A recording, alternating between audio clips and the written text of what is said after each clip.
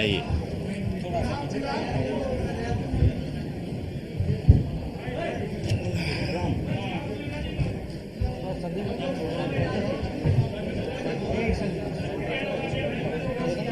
वो रहा आगे रखा हुआ।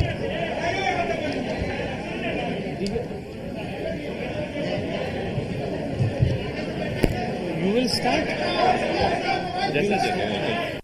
You can start. I'll tell the numbers. Yeah. During your speech. During my speech. पहले थोड़ा बड़े भाई हाँ बिहार के बदहाली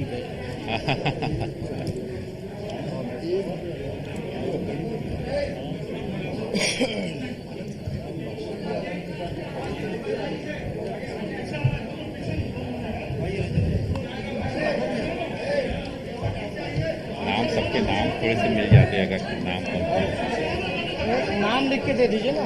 एक नाम लिख नाम मीडिया तो आपका काफ़ी भरा हुआ है। हाँ अभी पोर्टल ओपन हाँ जॉइंट हैंड अभी कोरोना खड़े हो जाएंगे जॉइंट हैंड। हाँ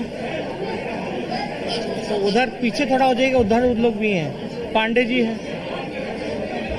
लेफ्ट के सब लोग साथी हैं। हाँ लास्ट में कि पहले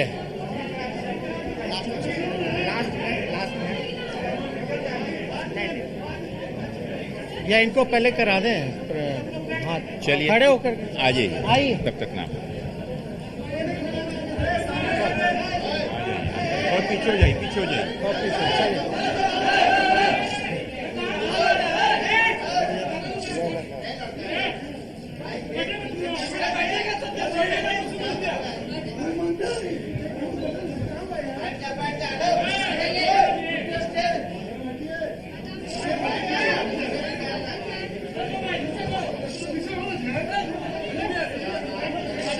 चलिए हो गया thank you. I guess we should start. यही होगा ना।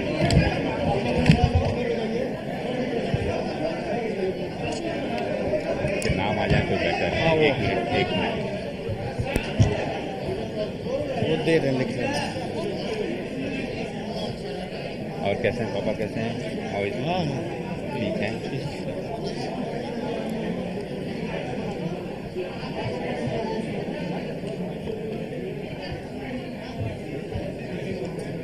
नाम दे दिए बस आई थिंक मनोज जी लिख मनोज जी से हमने कहा था तो उन्होंने कुछ नाम दिए हैं लेकिन सब नाम नहीं थे। कोई नहीं मेन तो वही मैसेज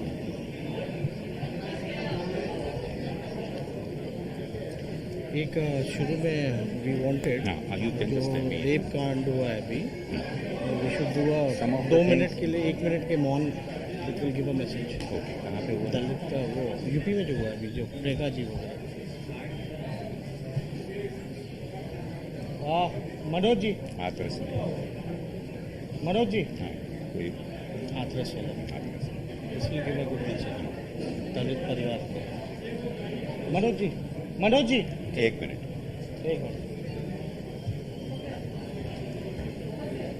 हाथरस वाला जो वर्ष के लिए 1 मिनट का मौन शुरुआत करें। आप अनाउंस कर दीजिए आप शुरू में। हाँ शुरू में मनोज जी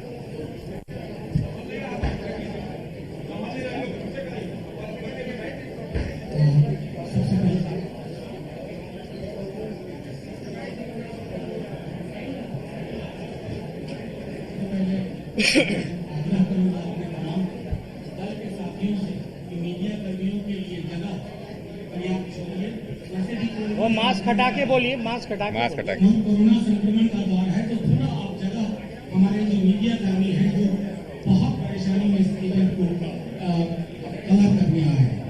साथियों अपने गठबंधन दल के तमाम सहयोगी दलों की ओर से हमारे बीच में सबसे पहले एक जो हमने तय किया कि हाथरस में उत्तर प्रदेश में हमने सिर्फ एक दलित बेटी के साथ बर्बर अत्याचार नहीं देखा, हमने ये भी देखा कि इस मुल्क में आज भी कानून का निजाम सबके लिए बराबर नहीं है। कानून कुछ के लिए रसूखदार लोगों के लिए उनके दरवाजे की बंदी गाय की तरह होता है, जबकि बाकी लोग दर दर भटकते हैं। हाथरस की घटना उस पीड़ित परिवार और अपने मुल्क की संवेदना को फिर से जिंदा रखने के लिए मैं तमाम साथियों से आग्रह करूंगा, अपनी अपनी जगह पे खड़े होकर के 1 मिनट का मौन रखें।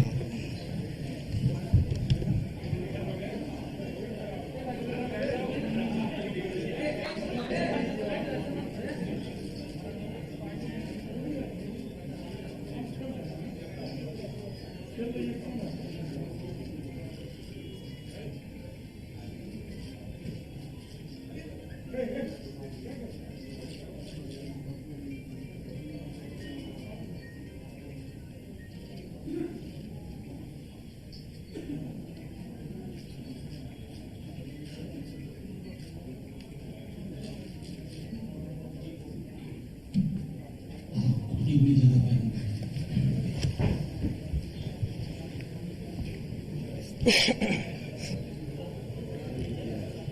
छोड़ नाम दे दीजिए। हो गया, उनको दे दो ना बाद में।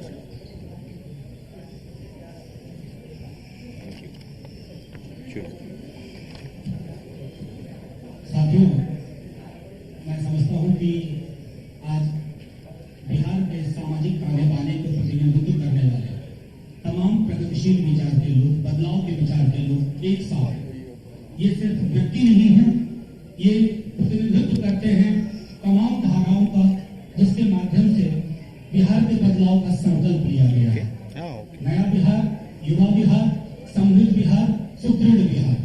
और जाहिर तौर पर इस गठबंधन की बुनियाद उन्हीं बुनियादी मुद्दों पर है। मैं बिना वक्त गवाए अपने कांग्रेस के वरिष्ठ साथी अविनाश पांडे जी से, जो बिहार के प्रभारी भी हैं, उनसे आग्रह करूंगा कि वो अपना विचार गठबंधन की बुनियाद, बनावट और बुलावट पर रखें। हल्का नीचे करके।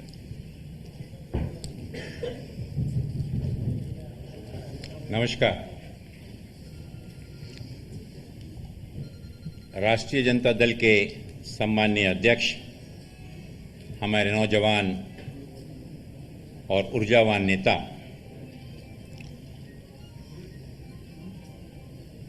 भाई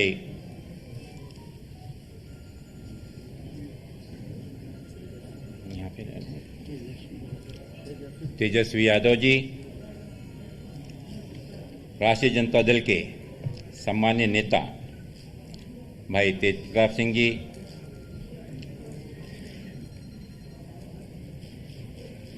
कांग्रेस लेजिस्लेटिव पार्टी के नेता आदरणीय सदानंद बाबू, राष्ट्रीय जनता दल के सम्मान्य नेता शिवानंद बाबू, आदरणीय आलोक मेहता जी, हमारे भाई सांसद मनोज झा जी,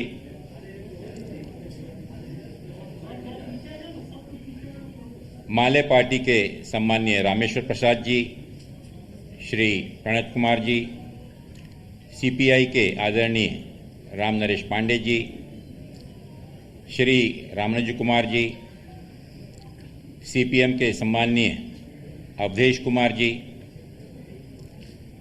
श्री अरुण कुमार मिश्र जी, वीआईपी पार्टी के सम्माननीय मुकेश साहनी जी, यहाँ उपस्थित कांग्रेस और सहयोगी दलों के सभी सम्मान्य नेतागण, उपस्थित साथियों, बहुत ही सोच विचार और विचार विमर्श के बाद यूपीए के सभी घटक दलों ने कुछ वैचारिक मतभिन्नता होने के बावजूद भी बिहार के विधानसभा चुनाव में एक महागठबंधन के रूप में एक मजबूत ताकत बनाते हुए एक साथ आकर महागठबंधन का इन सभी पक्षों ने, कांग्रेस, राष्ट्रीय जनता दल, माले, सीपीआई, सीपीएम, वीआईपी,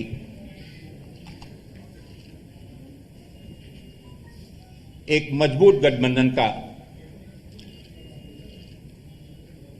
एक साथ आने का निर्णय लिया है। मैं स्वागत करता हूं हमारे युवा और बहुत ही प्रभावशील नेता भाई तेजस्वी यादव जी का, कि पिछले दिनों 2015 में भी एनडीए के खिलाफ, भारतीय जनता पार्टी की कुनीतियों के खिलाफ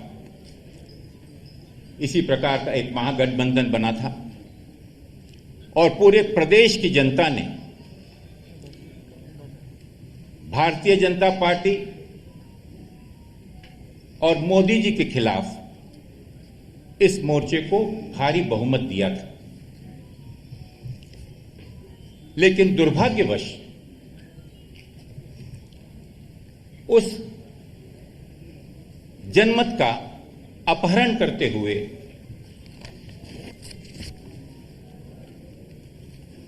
वही आदरणीय सम्माननीय नीतीश कुमार जी, जिन्होंने उन्हीं ताकतों के खिलाफ इस गठबंधन में बराबरी से मुकाबला किया, मात्र कुछ समय बाद ही पुनः धोखेबाजी कर भारतीय जनता पार्टी से हाथ मिलाकर प्रदेश के उस जनमत को धोखा देकर फिर सत्ता में आसीन हो गए। लोकतंत्र का, जनमत का एक बहुत भारी अपमान उन्होंने किया, जो बिहार की जनता कभी उन्हें माफ नहीं करेगी। और आज ऐसी परिस्थितियों में जब देश में एक बहुमत के अहंकार में ऐसे तुगलकी कानून बनाए जा रहे हैं, जहां पर लोकतंत्र की, हमारे सर्वोच्च जो हमारा पंचायत है, पार्लियामेंट, उनके सभी वैधानिक मूल्यों की अवहेलना करते हुए जो पिछले दिनों किसानों के विरोध में 3 कानून पास किए गए, आपने देखा होगा कि किसानों को किस प्रकार से उनके ही भूमि पर मजदूर बनने की नौबत आ रही है। पूरे देश का किसान बौखलाया हुआ है, छला महसूस कर रहा है। बिहार, जो कि ना ही सिर्फ देश का बल्कि राष्ट्र का एक सबसे युवा राज्य है, जहां के युवाओं की एक औसत आयु 23 वर्ष की मानी जाती है, और जहां का नेतृत्व 2015 में प्रदेश के युवाओं ने एक आशा और आकांक्षाओं के साथ भाई तेजस्वी में देखा, और एक उप मुख्यमंत्री की हैसियत से उन्होंने बहुत अच्छा काम किया। युवाओं को उम्मीद बनी, आशा बनी कि उनकी आवाज, उनका चेहरा बनकर एक युवा साथी जो संघर्ष कर रहा है, और एक ऐसे पुत्र का, एक ऐसे पिता का पुत्र है माननीय लालू यादव जी, जो कि पूरे प्रदेश में नहीं बल्कि पूरे देश के अंदर में एक गरीब का चेहरा हमेशा माने जाते रहे हैं। एक संवेदनशील व्यक्ति जो कि गरीबी से उठकर आया है, जिसने गरीबी देखा हो, गरीब की भावनाओं को जानता हो और उनकी भावनाओं का पूर्ण सम्मान करते हुए, उनकी आवाज बनते हुए सरकार में उनकी आवाज को मजबूत करने का कार्य उन्हें अपने जीवन काल में किया। राष्ट्रीय जनता दल, भारतीय कांग्रेस की एक पुराना घटक दल रहा है। यूपीए में भले ही कैसी भी परिस्थितियां क्यों न रही हो, लेकिन माननीय लालू यादव जी और राष्ट्रीय जनता दल एक ऐसा दल रहा है जिसने यूपीए और कांग्रेस के साथ अच्छे और बुरे हर दिनों में मजबूती से साथ दिया है और भारतीय राष्ट्रीय कांग्रेस इसका सम्मान करती है। मुझे खुशी है कि आज भले ही हमारे आंतरिक कुछ मतभेद हों, लेकिन उन मतभेदों के बावजूद भी धर्मनिरपेक्ष पर विश्वास रखने वाले सभी दल जो देश के लोकतंत्र पर विश्वास रखते हैं, जो देश के संविधान पर विश्वास रखते हैं, और आज जिस प्रकार से देश के संविधान की धज्जियां उड़ाई जा रही हैं, जिस प्रकार से बहुमत के नशे में मनमानी तरीके से देश में एक अराजकता फैलाई जा रही है, उससे बिहार अछूता नहीं। पिछले 15 वर्ष के कार्यकाल में माननीय नीतीश कुमार जी ने, जिन्हें पूरे देश की जनता, प्रदेश की जनता एक सुशासन बाबू के रूप में जानती थी, अगर हम पीछे पलट कर देखें कि इन 15 सालों में प्रदेश के विकास के नाम पर या उन वादों के नाम पर इस प्रदेश को क्या मिला, तो मात्र एक मायूसी, धोखाधड़ी और जुमलेबाजी के अलावा प्रदेश की जनता बड़ी निराशा से इस ओर देख रही है। और विशेष रूप से पिछले 3 वर्षों में जिस प्रकार से भारतीय जनता पार्टी के एक बंधक सरकार के रूप में प्रदेश की सरकार काम कर रही है, जहां नीतीश बाबू को एक सोशलिस्ट नेता के रूप में हर व्यक्ति सम्मान करता था, वहां पर एक लाचार मुख्यमंत्री के रूप में जिस प्रकार से प्रदेश की जनता के साथ छलावा हो रहा है, चाहे प्रदेश का लॉ एंड ऑर्डर हो, बेरोजगारी का मामला हो, प्रदेश के युवाओं के साथ किया गया जो वादा पिछले दिनों सरकार ने किया था उससे वादा खिलाफी हो, आज सबसे बड़ी बेरोजगारी अगर आप देखें तो अन्य प्रदेशों की तुलना में बिहार सबसे अव्वल दर्जे पर है। हमारे वो रोजगार, हमारे वो प्रवासी मजदूर जो आज मैं समझता हूं कि हिंदुस्तान के हर राज्य में, हर प्रदेश में, हर शहर में यहां पर रोजगार न होने के कारण अपने परिवार का पेट पालने के लिए पूरे देश के राष्ट्र निर्माण में लगे हुए हैं। जब कोरोना जैसी महामारी पूरे विश्व में आई और उस समय जब यही प्रवासी मजदूर अपने घरों पर वापस आना चाहते थे, नंगे पांव, भूखे पेट, पैदल तपती हुई धूप में, मुझे विश्वास नहीं होता कि क्या उस प्रदेश का मुख्यमंत्री, उस प्रदेश का उन प्रदेश के वासियों का पालक उन्हें अपने ही प्रदेश में, अपने ही गांव में, अपने ही घरों में आने के लिए रोका गया और 60 दिनों तक प्रदेश की सरकार ने कोविड से त्रसित लोगों के लिए, हमारे उन प्रवासी मजदूरों के लिए बहुत ही असंवेदनशील तरीके से पेश आकर निराश किया। अनेक मजदूरों ने रास्ते में अपने प्राण त्याग दिए, छोटे बच्चे भूख से बिलखते हुए मर गए। मैं समझता हूं कि इसकी हाय, इसका श्राप जो एक राजा की, एक मुख्यमंत्री का एक कर्तव्य होता है कि वो अपनी जनता, अपनी प्रजा के लिए ऐसे समय में जब इस प्रकार की बीमारी फैली हो, एक संक्रमण जो पूरे दुनिया में, विश्व में फैला हुआ हो और हर एक व्यक्ति अपने जान के लिए दौड़ रहा हो, ऐसे अवसर पर आगे बढ़कर कार्य करने की अपेक्षा उनके साथ में दुर्व्यवहार किया गया। बाढ़ जो कि बिहार के ऊपर में एक बहुत बड़ा अभिशाप है। पिछले दिनों साथियों, ज्यादा वक्त ना लेते हुए इतना ही कहना चाहूंगा साथियों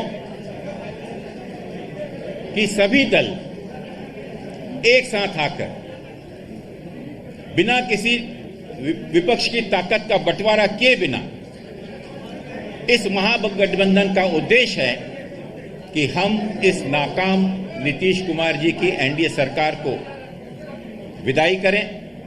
और मुझे विश्वास है कि पूरा ये महागठबंधन इस बदलाव का संदेश 2020 का सबसे बड़ा संदेश, क्योंकि बिहार ने हमेशा देश को संदेश दिया है और इस चुनाव से पूरे देश में एक बदलाव की लहर आएगी।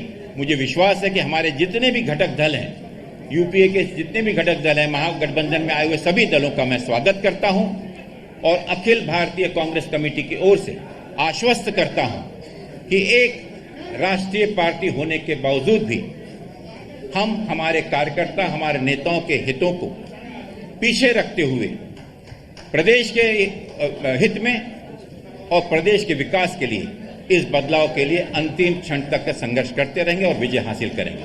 बहुत बहुत शुभकामनाएं देता हूं महागठबंधन के सभी नेताओं को और अपने शब्दों को विराम देता हूं। धन्यवाद। जय हिंद, जय बिहार।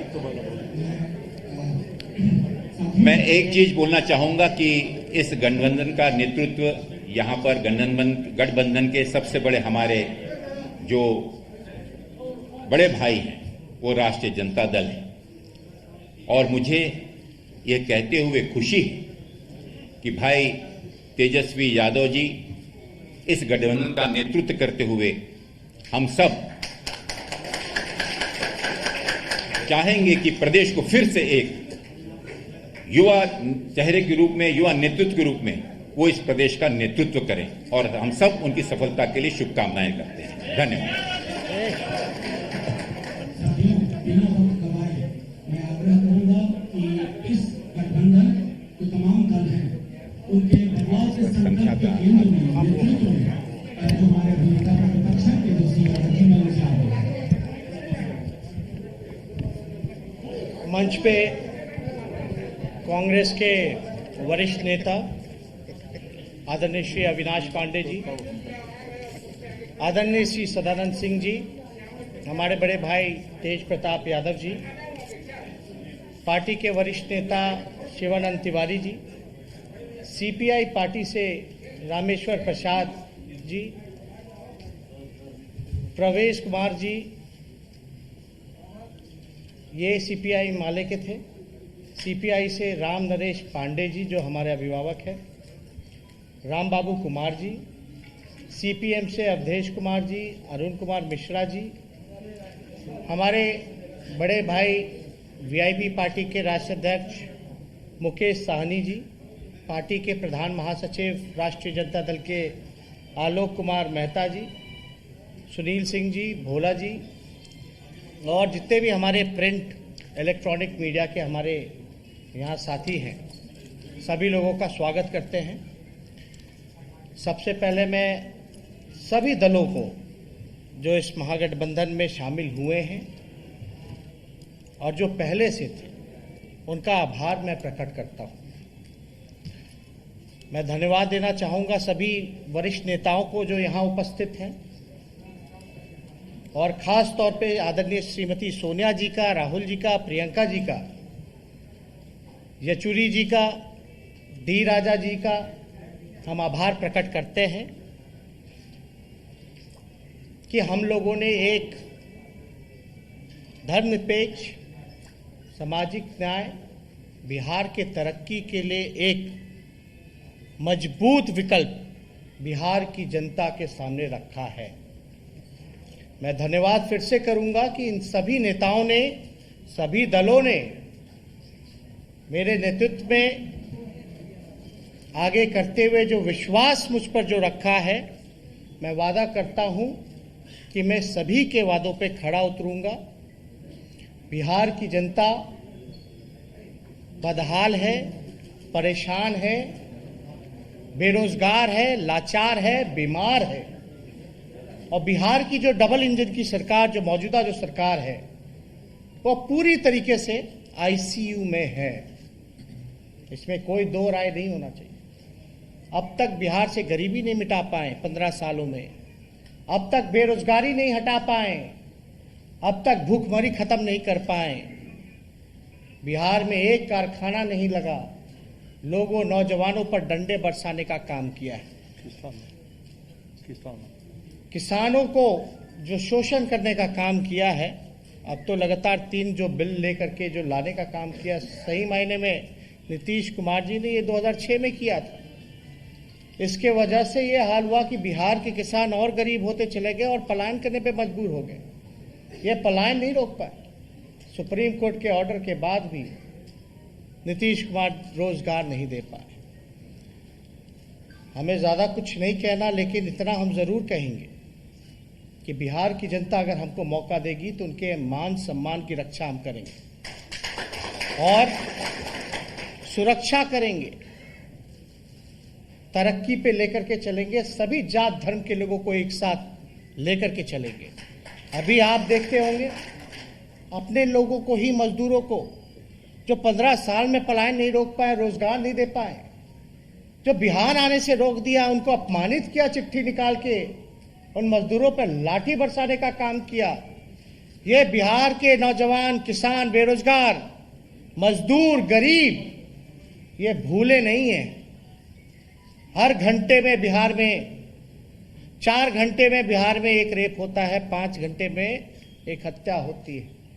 तो इस पे ज्यादा हमको विश्लेषण नहीं करना, लेकिन हम ठेठ बिहारी हैं।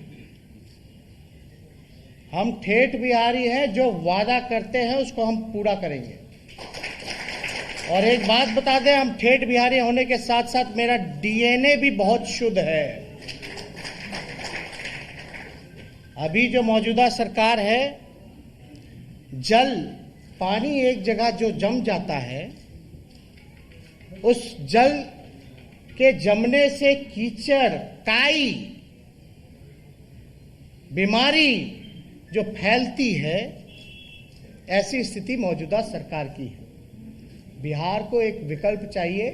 शुद्ध जल जो बहता है, जैसे नदी का बहता है, वैसा बिहार को विकल्प चाहिए, जो कि हम लोग एक नदी की तरह, शुद्ध बहती हुई जल के धारा की तरह, वो बिहार की जनता को हम लोग देने का काम करेंगे। अभी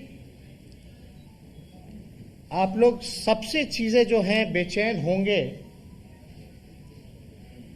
कि महागठबंधन में किसको कितनी हिस्सेदारी मिली, और बहुत दिनों से आप लोग भी परेशान थे कि भाई क्या क्या विकल्प है, कौन होगा चेहरा।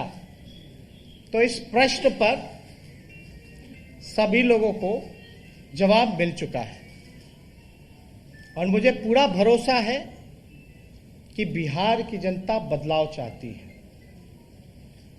बिहारी जाग चुके हैं, उन्होंने ठान लिया है कि इस बार 15 साल तक जिन्होंने बिहार के जनता को धोखा देने का काम किया, बिहार के मुख्यमंत्री डर और लालच के कारण उन्होंने जो समझौता किया सांप्रदायिक शक्तियों से, जनादेश का जो अपमान किया, वो बिहार की जनता नहीं भूली है।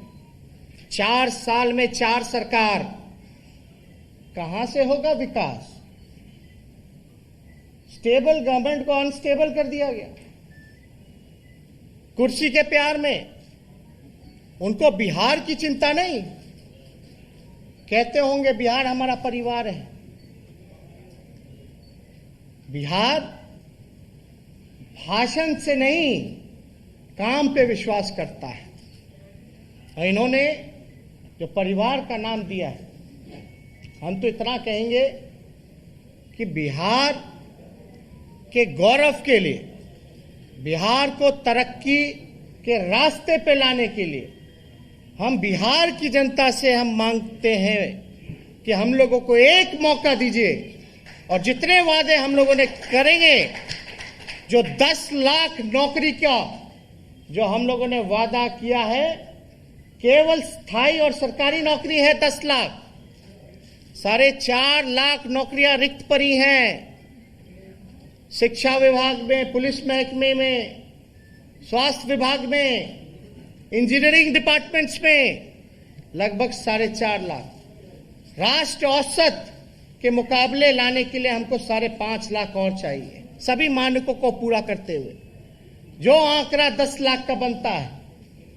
और हमने ये वादा किया है बिहार की जनता से कि पहले कैबिनेट में, पहले कलम से, पहले हस्ताक्षर से 10 लाख रोजगार, सरकारी और स्थायी नौकरी हम बिहार के नौजवानों को देने का काम करेंगे। यानी आज से समझिए कि 10 नवंबर रिजल्ट आएगा और 28 नवंबर तक सरकार बन जानी है।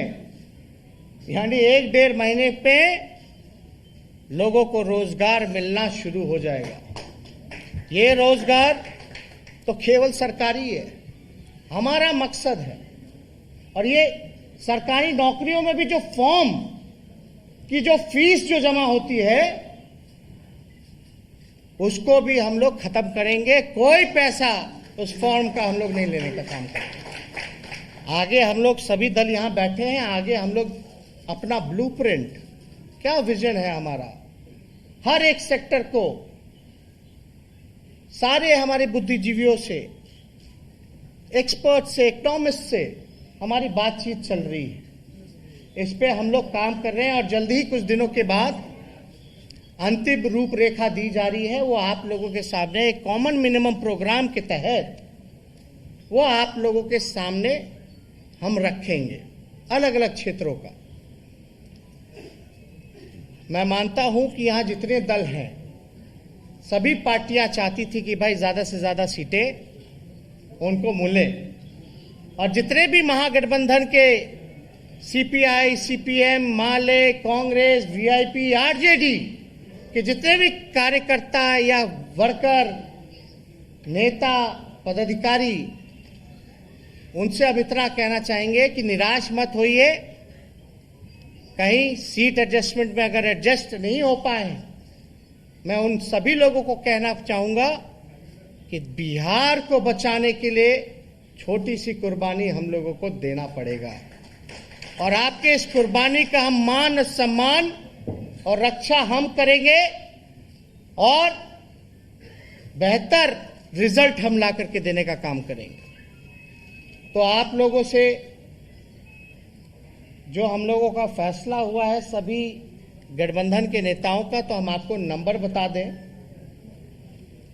सबसे पहले सीपीएम पार्टी को हम लोगों ने 4 सीटें, सीपीआई पार्टी को 6 सीटें, सीपीआई माले को 19 सीटें, कांग्रेस को 70 सीटें, और जो बाई इलेक्शन होने वाला है लोकसभा वाल्मीकि नगर का, पिछले बार भी कांग्रेस हमारे गठबंधन से लड़ी थी, वो सीट पे हम लोगों का समर्थन कांग्रेस को रहेगा। यानी 70+1 लोकसभा सीट कांग्रेस का। राष्ट्रीय जनता दल के खाते में 144 सीटें, 144 सीटें बची हैं, जिसमें कि हमारी बात मुकेश साहनी जी से अकोमोडेट करने की हो रही है। हेमंत सोरेन जो जेएमएम के पार्टी हैं, उनसे भी बातें हमारी चल रही हैं। यानी 144 जो सीटें हैं, उसमें से वीआईपी पार्टी और जेएमएम को राष्ट्रीय जनता दल 2-3 दिनों में जो होगा फैसला, वो आप लोगों के सामने रखेगा। तो ये टोटल जो है आंकड़े आप लोगों को हम फिर से दोहरा दें। राष्ट्रीय जनता दल 144, जिसमें अकोमोडेट वीआईपी और जेएमएम को करना है। कांग्रेस 70+1 लोकसभा, सीपीआई माले 19, सीपीआई 6, सीपीएम 4, तो टोटल आंकड़ा 243 का है। और मुझे पूरा विश्वास है कि हम लोग मिल करके सरकार बनाएंगे और ये जो लड़ाई है ये जनता बनाम डबल इंजन सरकार के खिलाफ है और हम जनता के साथ हैं। तो और कोई सवाल? बदलाव माले के हमारे जो साथी हैं वो अपनी बात को जो है रखना का काम करेंगे। आगे से उधर से वो वाला कॉर्डलेस होगा तो दे दीजिए। कॉर्डलेस माइक दे दीजिए, छोड़ दीजिए, ये नीचे नीचे ऑफ कर।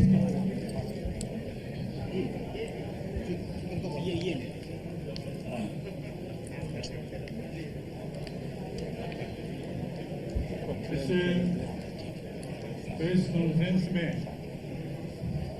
कांग्रेस के वरिष्ठ नेता पांडे जी, भाई सदानंद जी, आरजेडी के तेजस्वी जी, शिवानंद जी, मनोज जी और सीपीआई के कैलाश पांडे जी, थोड़ा पास कर पांडे जी, सीपीएम के अवधेश जी और इस प्रेस कॉन्फ्रेंस में उपस्थित तमाम प्रेस के साथी। सबसे मैं पहले कहना चाहता हूँ ये तो जी, अरे ना आशीर्वाद दी गठबंधन हुआ है, किस परिस्थिति में हुआ है इसको सोचेगा। पूरे जो 15 साल के शासन रहा नीतीश कुमार का, या देश में 6 साल का शासन रहा मोदी जी का, जी, जिसमें ना जनता के अंदर जो शोषण, दमन, उत्पीड़न की घटनाएं हो रही है, बेरोजगारी बढ़ा है, सांप्रदायिकता बढ़ी है और फासिज्म का दौर शुरू हो गया है। संविधान प्रोग्राम के लिए जा रहा है। आपका जो राय होगा आपके पार्टी का वो भिजवा दीजिएगा। जितना है हम लोग भी डॉक्यूमेंट जो है मनोज जी को बोल देंगे आपसे शेयर कर यहाँ का बुद्धिजीवियों को जेल में डालना, अल्पसंख्यकों को जेल में डालना, फिनिशिंग पे आपका जो एडिशनल होगा वो जोड़ इसके दीजिएगा। खिलाफ जो जनता के अंदर आक्रोश और भी है, पार्टियों को हमने उस बोल दिया कि जो आक्रोश राय का होगा ये वो दे गठबंधन दीजिएगा एक ही साथ एक और प्रतिबिंब है। उस आक्रोश का खिलाफ ये प्रतिबिंब है। इस प्रतिबिंब को उजागर करना हम गठबंधन के तमाम लोगों का एक धर्म बनता है। अभी आप देखें तो पूरे बिहार के अंदर एक तरफ लोग पैदल आ रहे थे, प्रवासी मजदूर, और बिहार की सरकार रोक रही थी और सीमा के अंदर नहीं आ रही दी थी। कितना कठोर ये सरकार है, कितना संविधान विरोधी ये सरकार है कि जिसका घर है उसको घर में आने की इजाजत नहीं दे रही है। और ये सरकार इस तरह से प्रवासी मजदूरों को भूखे मरने के लिए छोड़ दिया, बिना दवा के छोड़ दिया। आज कोरोना काल में तमाम जो चिकित्सक संस्थाएं हैं वो सारे के सारे फेल हैं और एक एक प्राइवेट हॉस्पिटल में 4 लाख 5 लाख इलाज है। किस गरीब की ताकत है जो वहाँ जाकर के कोरोना का इलाज करा सकता है? यहाँ टेस्ट भी बहुत कम हो रहा है, यहाँ जांच भी बहुत कम हो रहा है, रिपोर्ट नहीं आ रही है, लोग ऐसे भी मर रहे हैं घर में और कोरोना सेंटर में तमाम चीजें का ही हो रहा है। इसलिए आप देखेंगे यहाँ का कोरोना काल में लोगों की जान की परवाह नहीं करना, फ्लाइट क्या और तबाह है उनकी सुरक्षा नहीं करना, उनकी मदद नहीं करना और किसी परिस्थिति में चुनाव हो रहा है। मित्रों, यहाँ की शिक्षा संस्थाएं बर्बाद हो रही है। यूनिवर्सिटी कॉलेज तो बर्बाद है ही, बल्कि गाँव के मिडिल स्कूल और प्राइमरी स्कूल ही बहुत सारे बंद कर दिए गए हैं। और उस मिडिल स्कूल में जहाँ गरीब के बच्चे पढ़ते हैं, जहाँ किसान के बच्चे पढ़ते हैं, वो तमाम से बर्बाद है। आज देश के अंदर नौजवान लोग सड़कों पर उतर रहे हैं रोजगार के लिए, छात्र लोग शिक्षा के लिए उतर रहे हैं लोगों के लिए, और उस पर लाठियां चल रही है। किसान के बारे में कहे कि 3 बिल जो आया है किसान के गुलाम बनाने की तरफ जा रहा है, उनके तमाम चीजों को बर्बाद करने की तरफ जा रहा है। उसकी लड़ाई उसको लड़ी चल रही है। आज देश में देखिए जो घटी है तो भद्रक की घटना में किस तरह से देश के अंदर एक लोकतंत्र का हत्या हो रहा है और शर्मनाक घटना है। इस घटना के लिए तमाम लोग आगे बढ़ रहे हैं और तमाम लोगों से निवेदन है कि जनता की आवाज है, आवाज को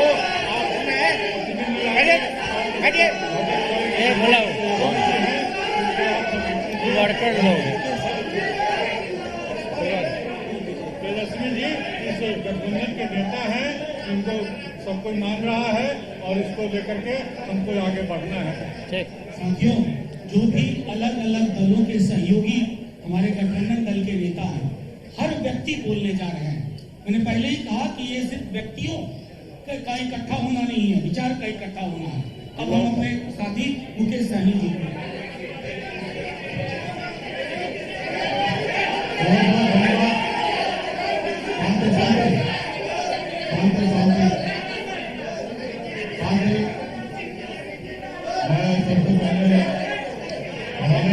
बोलना ठीक होगा जरूर। उनको बहुत बहुत धन्यवाद दे रहा हूँ। मैं सनत मल्ला अति पिछड़ा का बेटा, अभी जो हमारे साथ जो हो रहा है, कहीं ना कहीं पीठ में खंजर भोगने का काम किया जा रहा है।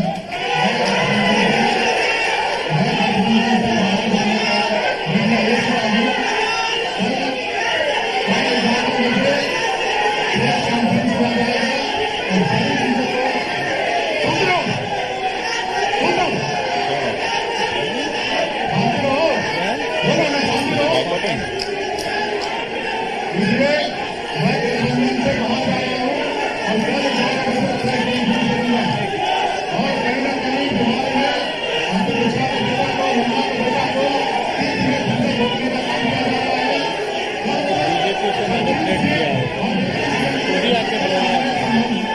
हो जाएंगे।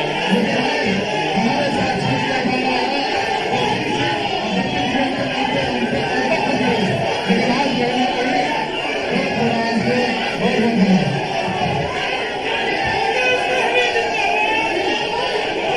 आपने बोल को दिया था, आपने बोला तो था कि वो अब उनकी गलती है।